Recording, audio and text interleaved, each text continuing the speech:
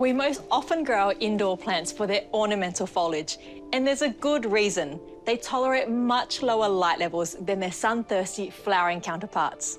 But we don't have to miss out.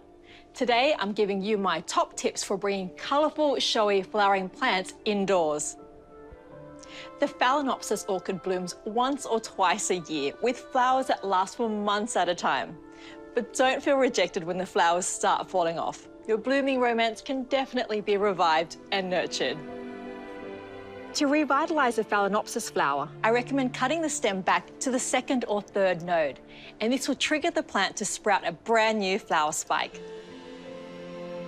Phals are epiphytic, which means they have adapted to rugged growing conditions and very free drainage, so pot them up using a specialist mix with big chunks. And fertilising every fortnight over the warmer months with a weak dose of specialty orchid feed will encourage more flowers and healthy roots. They like bright, indirect light and a warm, humid spot, and will be blooming for years to come. My second recommendation is the wonderful bromeliad, which produces long-lasting flowers from the centre of their rosettes. They make a great low-maintenance indoor plant, don't require much sun, and only need the occasional water. I really love them for their dazzling foliage. However, the flowers are very striking and a bit alien looking.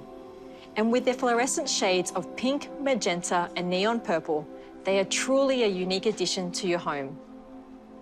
Most bromeliads flower just once, with the plant surviving only a year or two afterwards. However, during this time, pups or plantlets start to form near the base of the rosette, and these can be detached to form new plants.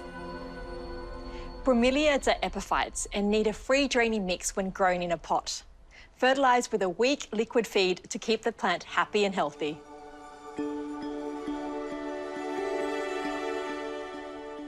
Anthuriums have long been one of my favourite indoor plants, and they are among the longest bloomers of all.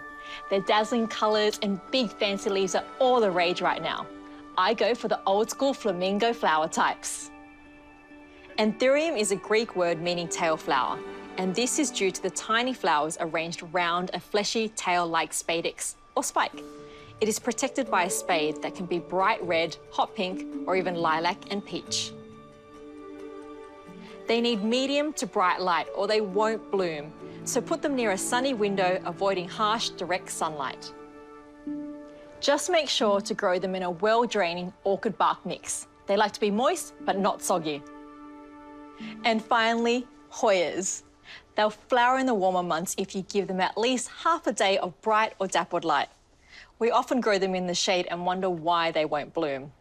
Some species can take years to reach reproductive age, so if it's not happening, you may have one that's too young. When you do get them to flower, they have stunning bunches of unusual waxy pink, white or yellow blooms that are fun to watch unfurl. They also have a really strong scent, so expect your lounge room to be thick with fragrance. Most Hoyas are epiphytes, so use a free draining mix and don't pot up again until they're bursting out of the pot. To keep the flowers coming, apply a controlled release fertiliser over the warmer spring and summer months.